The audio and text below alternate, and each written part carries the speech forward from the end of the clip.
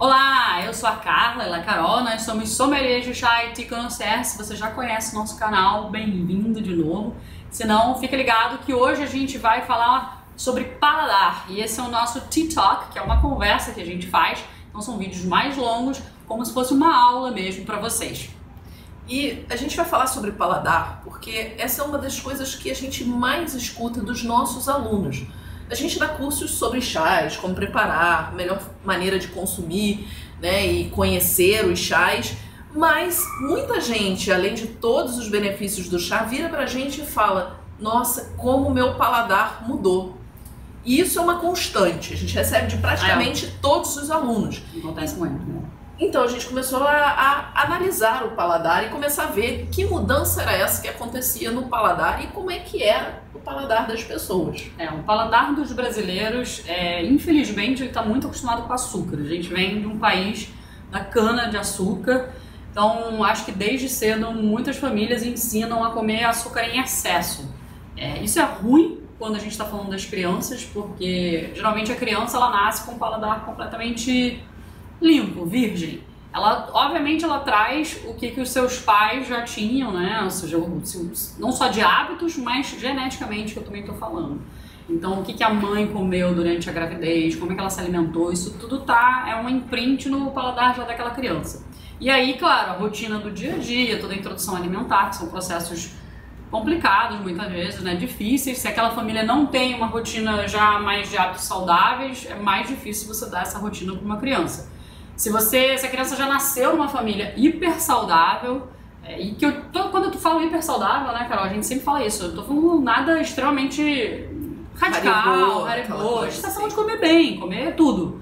Comer até de vez em quando, sim, comer um hambúrguer, mas também comer muita salada, comer verdura, ter um paladar amplo e aproveitar tudo que os alimentos têm para oferecer pra gente. Então, se a criança já nasce numa família assim e ela não consome muito açúcar ou consome açúcar só de vez em quando, um docinho, não uma criança que está bebendo refrigerante, não uma criança que está bebendo bebidas industrializadas doces, ela vai ter mais capacidade para absorver todas as coisas que a gente tem na boca, ou seja, todos os sabores. Então a gente está falando de amargo, a gente está falando do doce, do salgado, do umami.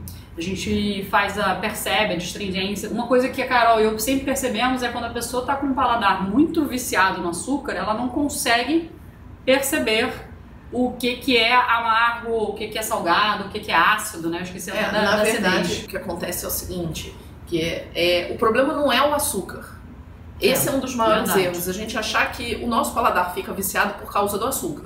E aí você corta o açúcar e você vai comer adoçante. Né, alguma coisa com adoçante, começa a adoçar tudo com adoçante, 1000 tipos de adoçante. O grande problema é o vício em doce, no sabor doce. Que vem com o excesso de consumo de açúcar, basicamente isso. E adoçantes. Porque o adoçante, o que ele faz? Ele é um componente químico ou extraído de uma ou outra planta que dá o sabor doce, ele dá a sensação do sabor doce. Então você acaba tomando uma bebida com adoçante, zero açúcar, mas você continua no mesmo problema, você continua viciado no doce. Esse já é um problema que os adultos sofrem, né? Tem gente até que dá adoçante para criança. Sério? E o adoçante, ele engana o seu cérebro, porque o seu cérebro vai entender que é um doce, vai esperar as calorias e não tem aquelas calorias. Então o que ele vai entendendo? Poxa, preciso comer mais doce, mais carboidrato.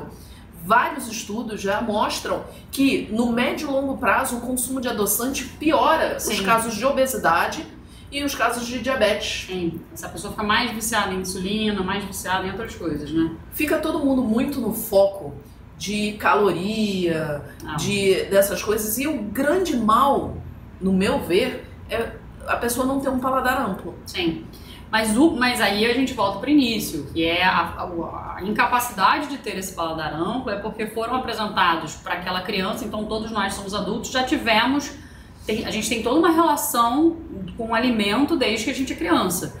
Então tem a ver com a família, como a gente falou, a genética que está incutida na gente. E tem a ver com a relação. A relação com a comida, a relação cultural também. Então onde a gente nasceu, uma criança no Japão com certeza come completamente diferente do que come aqui. Uma criança no Japão bebe chá verde, desde criancinha. E no Sri Lanka também, né? Uma coisa que a gente vê é o seguinte, a gente relaciona muitas vezes a comida doce a momentos de festa e de prazer.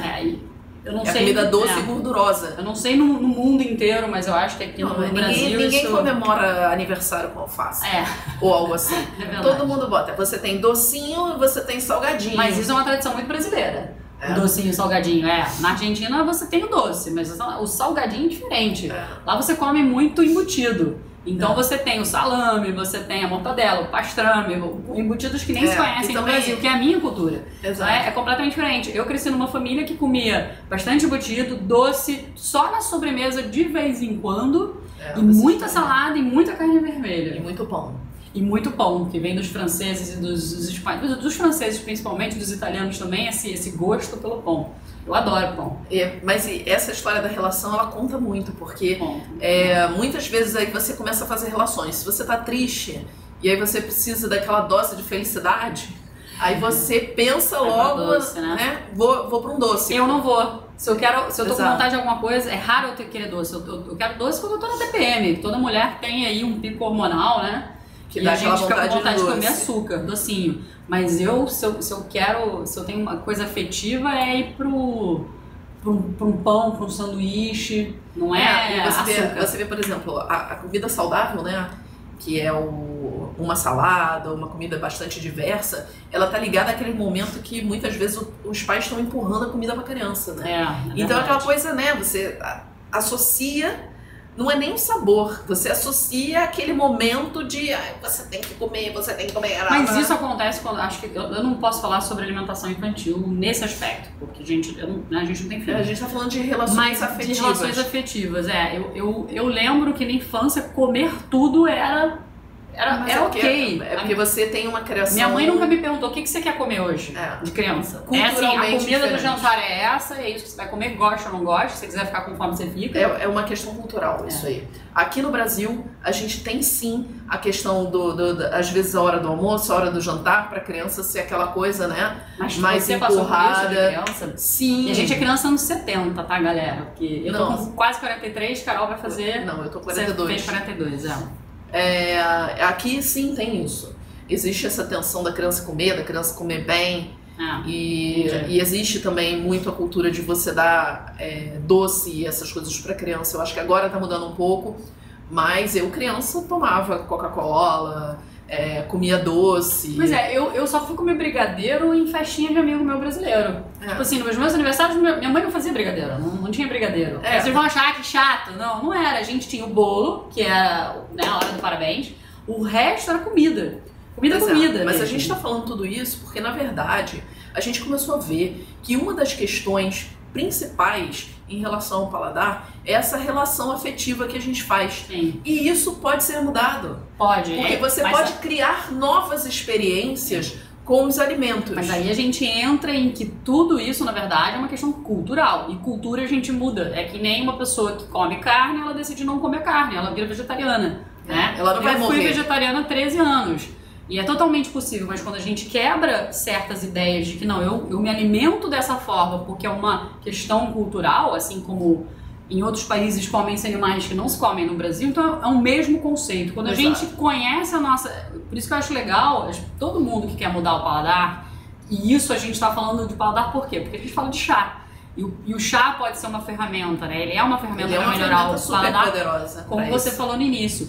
Então, mas primeiro a gente tem que ter essa consciência, como é que é meu paladar? Eu tô colocando açúcar até no suco de laranja, porque tem gente que faz isso ainda, e precisa muito de refrigerante. E o que acontece, né? E existe um ponto que existem duas questões aí também, principalmente em relação ao doce. Então, primeiro vamos concordar que é uma questão cultural e você entender qual que é o seu paladar. Você tem que entender isso, você tem que conhecer o seu paladar, entender a tua história, onde você nasceu. E a sua relação afetiva com os alimentos. Também, que às vezes tem pessoas... Você lembra aquela chefe que a gente viu daquele canal do Netflix, que é muito legal? E ela tinha uma relação afetiva com doce, que era... o Chef's Table. Chef's Table. Tem uma chefe que tem uma relação afetiva com doce, assim, que é impressionante. Vem da mãe, da família dela, foi criada por mulheres, e né? também relacionada à festa, à comemoração, à união. Então a vida dela é fazer doce. E ela come doce, tanto que os amigos brincam, ela fala, não sei como é que você não morreu, porque assim, ela acha que ela almoça, toma café da manhã, janta, doce. Ela é muito viciada em açúcar. Mas ela tem um paladar amplo também. Tem, mas porque ela é chefe. O que acontece? Não é que o doce ele é ruim. O problema é quando é só o doce. E a quantidade. E a gente vê que tem muita gente que o paladar se resume a é doce e não é doce. Exato. E a gente passou por essa experiência, deixa eu só contar essa que é legal, quando a gente tava naquela sorveteria que tem legal. Bacio de Latte. Na Bacio de Latte. E aí a Carol pediu um sorvete de pistache. E aí a menina pegou e deu... Ela ia me dar um de outro sabor, eu falei, não, é pistache. Aí ela falou, desculpa, é porque quase ninguém pede esse porque ele é muito amargo.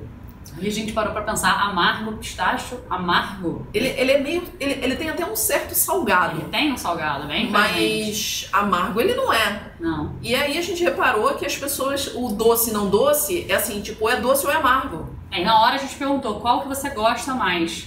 E ela falou com certeza um dos mais doces, assim, tipo assim, o chocolate ao leite com, sei lá, bem docinho, né? Com cookie, com brownie. Eu não consigo um negócio que eu não consigo comer.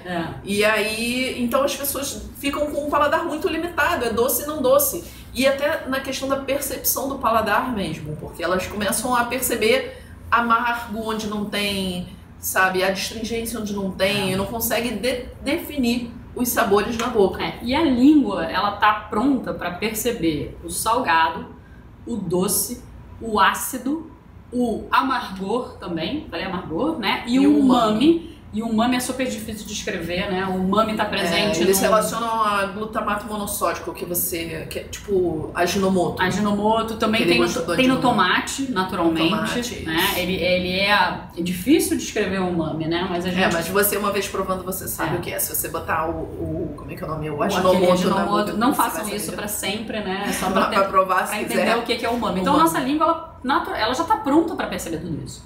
Se ela passa a perceber só uma coisa ou outra, como a Carol falou, doce ou não doce, é porque ela já tá viciada naquele excesso de açúcar. Porque o problema não é o açúcar, sim o excesso. E sabe da onde vem esse vício?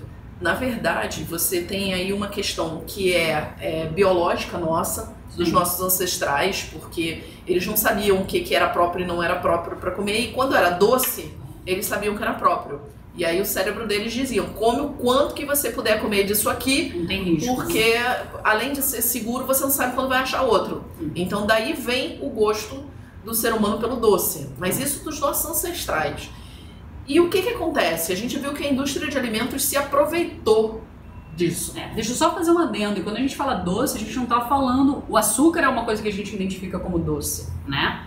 Mas o açúcar não é a única forma de doce. E a gente, quando fala doce, não tá falando também comida doce. Por exemplo, um tomate, ele tem o umami e tem o salgado. Vamos pensar em outro alimento que seja doce também.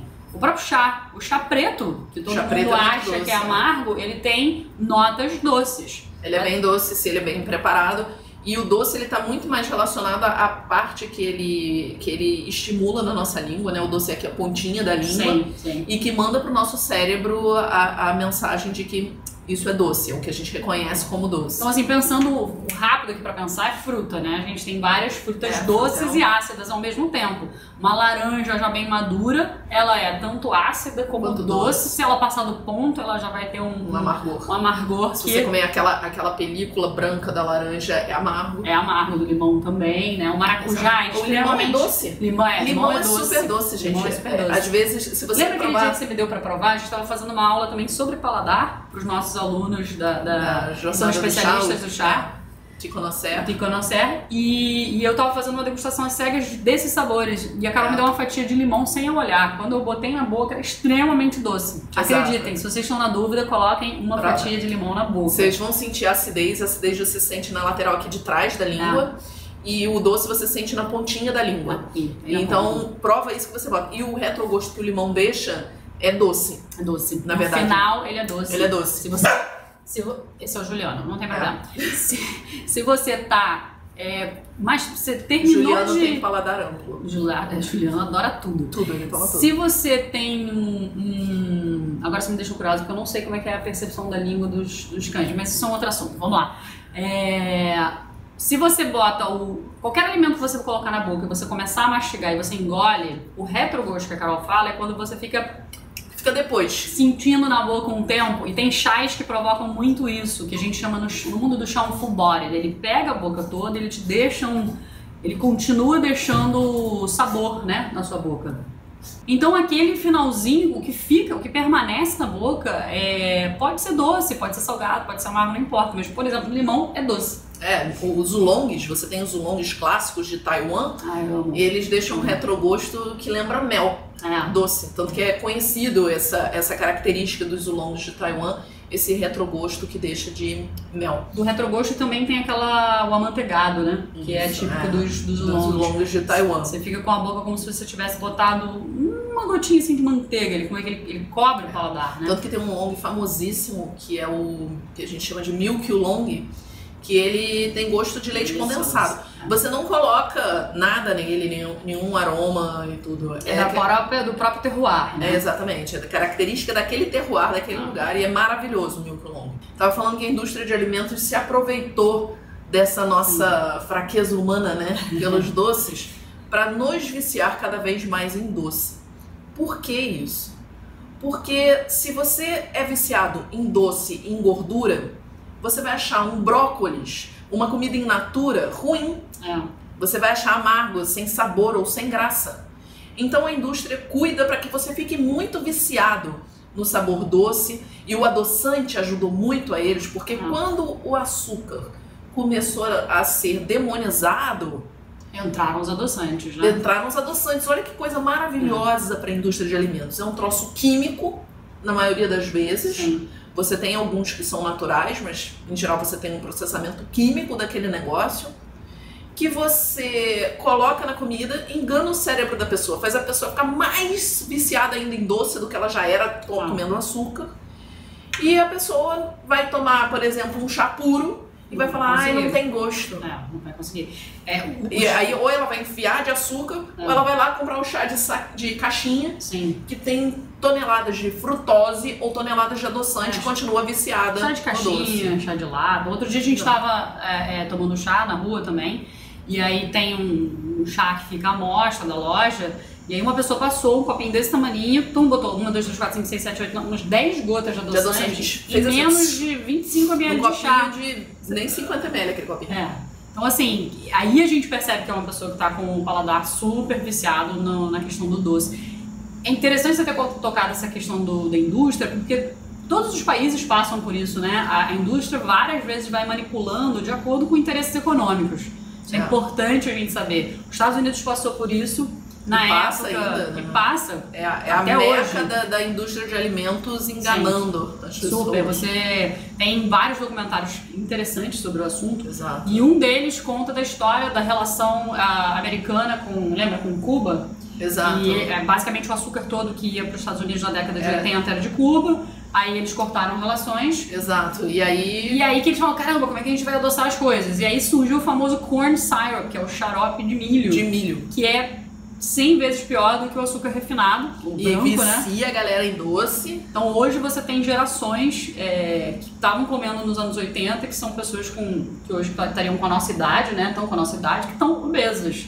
A crise de obesidade, ela tem muito a ver com isso. Tem muito a ver da nossa desconexão com o nosso paladar. Sim. Porque faz com que você fique viciado em certos tipos de alimento. E geralmente os alimentos industrializados. A gente realmente tem que fazer uma quebra com isso. Quebra de paradigma, de cultura, né? De cultura, e treinar mesmo o nosso paladar. Diminuir a quantidade de doce. Mais do que diminuir a quantidade de açúcar, a gente tem que diminuir a quantidade de doce. Porque às vezes tem muito açúcar escondido, né? Também. Tem muito produto que você acha que não tem açúcar e tem. O chá de caixinha é isso. É basicamente isso. E não só no chá de caixinha, por exemplo. Existe aquele negócio que aparece assim, 0 adição de açúcar. Isso é uma sacanagem, exato. Eu acho. 0 adição de açúcar não quer dizer que não tem açúcar. Quer dizer que eles não botaram mais açúcar. Mas você geralmente tem a frutose, que é o açúcar da fruta, e é a parte mais danosa do açúcar, porque o açúcar é composto por glicose e frutose. E a frutose, já foi visto que a frutose é a que mais tem impacto no nosso organismo. E é diferente de você fazer um chá em casa e botar a fruta. É diferente. É diferente de você comer a fruta. Exato. Isso é até uma você coisa toma um interessante. suco, não tem problema tomar um suco. Suco a questão natural, principalmente sem coar. A questão é aquele chá que tá lá numa caixinha extremamente diluído, porque é um extrato de chá, não é a Camellia sinensis perfeita. Tá super diluído, então você não vai ter benefício nenhum. Um monte de coisa. Com muito suco, então na verdade que você tem mais. Suco. Você tem mais, sei lá, um suco de maçã bem ruim, né? Porque não é aquele suco de maçã que você vê naquelas garrafas de vidro integrais, bacanas, não é disso que a gente tá falando. E se vocês. Isso é um caso tão sério que hoje você tem sim movimentos dentro do Brasil. Um deles, o mais famoso, é o que você tem o direito de saber, que é para falar para a indústria de alimentos, falar para a Anvisa, que deveria estar protegendo a nossa saúde nesse caso. Assim, olha só, coloca no rótulo o que tem de verdade. Informa as pessoas o que elas estão consumindo. E o que é o que, né? O que são todos esses adoçantes, o que eles causam. Por que a gente tem adoçantes permitidos no Brasil que já em outros países já são super proibidos, relacionados, né? A câncer de bexiga e vendido no Brasil como bebida saudável, gente. Aí é o interesse de quem quer vender o adoçante, né? Procura, pesquisa, acesulfame-K, ciclamato de sódio. Dá uma olhada nisso, você vai ver que são adoçantes banidos de vários países. Então a questão do paladar, a questão da mudança da alimentação, até de você partir para uma alimentação mais saudável, tá ligado ao paladar. Sim. E o chá, ele pode ajudar muito nisso. Os componentes químicos do chá, eles trabalham na nossa sensação de prazer, bem-estar e diminuir a ansiedade. O que é ótimo pra, se a pessoa é uma formiguinha, ela tá lá louca por um doce, né? Tô precisando. Por isso que a gente sempre fala que quando você vai começar no chá, se você é uma pessoa que tá nessa linha de vício de açúcar, você precisa mudar, de repente você já tá indo numa nutricionista para fazer uma reeducação alimentar e quer começar no chá, sim, os blends são sensacionais para isso. É a Camellia sinensis com outras coisas. Não é tisana, né, que a gente chama, que são todas as outras plantas, as ervas. Tem que ter a Camellia sinensis para você ter esse benefício do chá, até do controle da ansiedade. E você coloca com outras coisas. Então, por exemplo, chá preto com frutas vermelhas. É uma delícia. Maravilhoso. Tem um que a gente super recomenda, que é da Tea Shop, que chama o Berry Fields. Berry Fields. É uma delícia, tem muito chá preto. Então é bem equilibrado, não é muito morango e quase nada de chá, não, ao contrário. Vermelhas, ele é equilibrado e você faz um chá gelado ótimo. Super gostoso. Pra você ir tomando. Tem, falando nas lojas, aqui a gente não tá fazendo propaganda das lojas, mas a gente tem que falar nas lojas porque é legal pra quem vai comprar, quem não sabe ainda no mundo do chá. Por exemplo, Moncloa tem o Pué, que eu adoro. Vanilla, né? Que só se produz na China, é um chá maravilhoso, detox, ele é ótimo pro fígado, ele trabalha em cima da gordura, né? Não gordura corpo aqui, mas gordura que a gente absorve. Uma batata frita pesadona, né? Tá com o fígado ruim. O Pué com baunilha deles é excelente, muito gostoso. Bem legais também. E você tem os blends artesanais que você encontra aí pela internet, que são muito bons. Tem, por exemplo, a Viva Chá. Quem mais está fazendo blend super legal? Viva Chá faz blends maravilhosos. Você tem a Tal Chá que vende blend. Tal Chá também vende blend. Vale dar uma pesquisada nisso. E como é que o blend pode te ajudar, né? Um passo a passo que ele pode te ajudar. Começa no blend. Se você não conseguir tomar sem açúcar, digamos que você bote, sei lá, 2 colheres de açúcar. A gente tem um vídeo, inclusive, que a gente fala sobre diminuir o açúcar. Então, se você tem essa vontade, dá uma olhadinha nos nossos vídeos. A ideia é diminuindo gradativamente o açúcar, até que você tome sem açúcar. E você tem que fazer esse exercício. E primeiro tem que querer, né?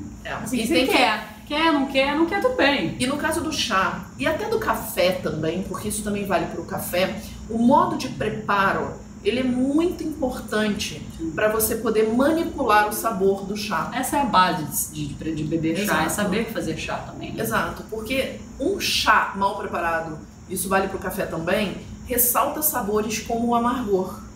E acaba escondendo o doce natural que essas bebidas têm.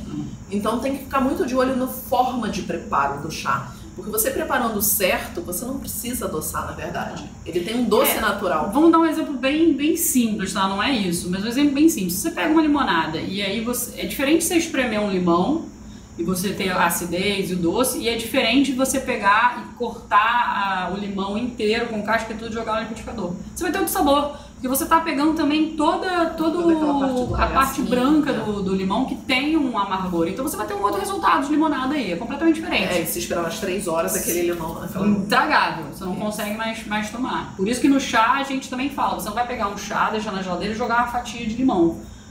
no copo por um tempinho legal, horas não, porque aí aquela parte branca vai começar a liberar toda a essência dela e você vai ter um amargor super presente. O importante é que o chá pode te ajudar a começar a limpar o seu paladar, a perceber o seu paladar, e isso pode ser a porta de entrada para você mudar a sua alimentação como um todo. Sim. A gente tem depoimentos de alunos e até de outras pessoas no mundo do chá que falam disso. Todo mundo. Fala, poxa, eu comecei a limpar o meu paladar, eu comecei a comer alimentos que antes eu não comia, comecei a apreciar outras coisas e comecei a abandonar os alimentos ruins, os alimentos industrializados. E muita gente nem tinha intenção de mudar de paladar. Nem tinha essa A intenção. pessoa já tinha vontade do chá, começou a beber chá. Uma amiga nossa também sempre fala isso, nossa, eu comecei a beber chá, eu passei a comer menos coisas doces e passei também a comer menos.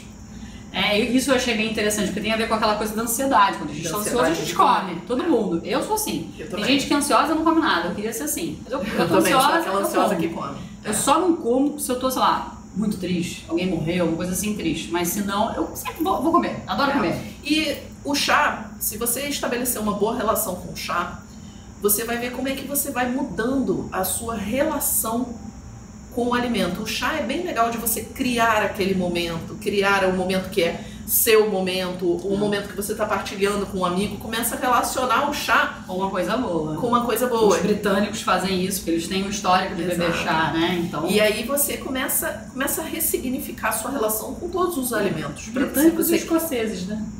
Lembra que a gente tomou aquele chá maravilhoso na Escócia? Mas é toda a região, até os holandeses também tomam muito chá. E todos os povos orientais, não é à toa que o chá é a segunda bebida mais consumida no mundo, mas é porque o chá, ele tá ligado a essa Mas o escocês, relação. quando ele te chama pra ir pra casa dele, ele te convida pra tomar chá. Exato. Aqui é difícil a gente ouvir isso ainda, a gente vai começar a ouvir cada vez mais, vamos tomar um chá. Que vamos tomar um chopp, vamos tomar um suco, vamos tomar um café. Ainda não existe no brasileiro, vamos tomar um chá. Está começando, né? Cada vez mais. E a gente tem que começar essa ressignificação com o alimento se a gente quer comer melhor. É verdade. E o chá é um excelente caminho. É isso, né? Ótimo para começar. Galera, até mais. Até o próximo Tea Talk.